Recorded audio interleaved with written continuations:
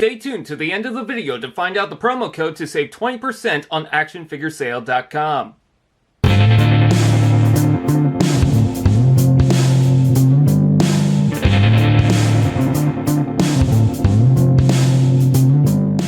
You call yourself a weapons expert? Well, there's one weapon you cannot comprehend. Criticism.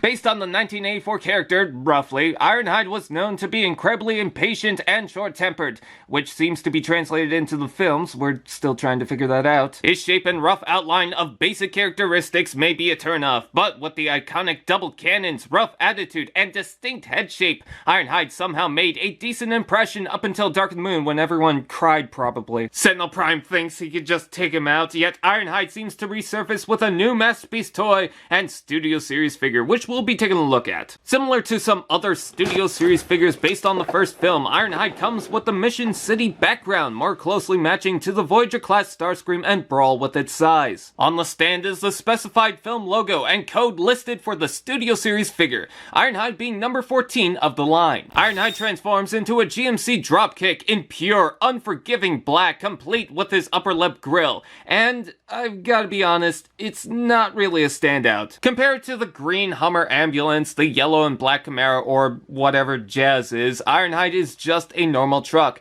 I can't say it's subtle though, because as a truck, it's fine, and I'm sure it'll pack a punch. But tell me it's Ironhide, and I'm glad I'm not a Chihuahua. It's not like he's not trying with those yellow lights on the top and sides, GMC label in red, 4x4 silver highlights, smokestacks, and even red taillights with a tiny GMC label molded in there. But who could forget the giant Autobot symbol peeking out from the pitch black paint? Assuming Ironhide gets the idea of robots in disguise, but let's be a little cheeky. The pretty well textured wheels roll fine, even with the toes sticking out of the bottom. I'm not that bothered by it, but seems like something they could have fixed. The head is visible in the windshield, reminding me how imperfect G1 is. He's facing his enemies being trampled on, but at least it's not Energon Ironhide. Don't worry, if you're concerned it'll be too distracting, the back bed has a pretty empty gap with kibble seeping through. At least he has a place to store all those teeth he's collected. Are you the Tooth Fairy? If that becomes too distracting, you can tab the guns into the bed either separately or using this larger tab, combine the weapons, and leave it like so.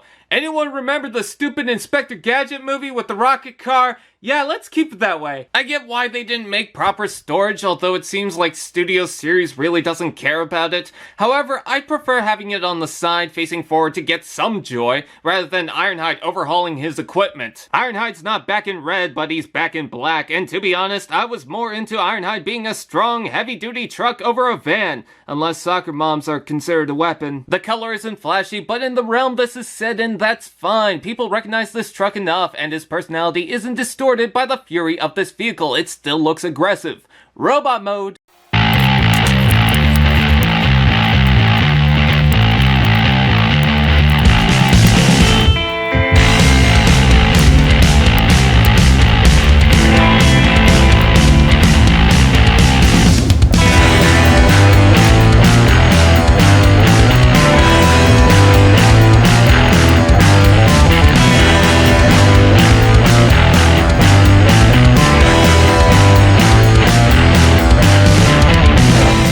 Getting into robot mode, I'd like to bring up some things in the transformation possibly missed.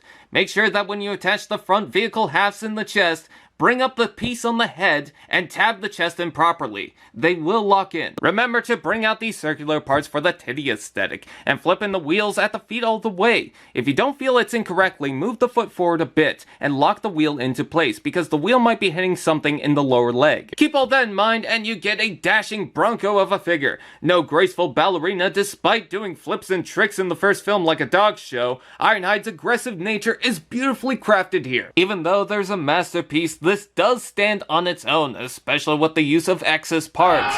The kibble forms a flattened shell surface on the back that's well secure and just adds to the tough man persona that I'm sure in his core carries his deep emotional side. I don't think his head design is supposed to be soft and gentle, so if you're looking for that, look elsewhere. But the detailed sculpt work and depth in the head design is phenomenal. The face of a charging bull who might be stubborn but has your back, and they even got the damage dense around the eye, something some versions of Ironhide seem to miss.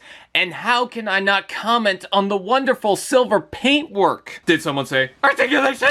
Head rotates, shoulders forward and back, a weird butterfly joint implemented inside, out and in, rotation below, elbow bend, wrist rotates, hips out and in, forward and back, rotation below, knee joint, and foot joint. Posability is restricted, with the hips tacking into the bumper, head with a limited range, and chest in the way of the arms, but that unique butterfly joint really does help.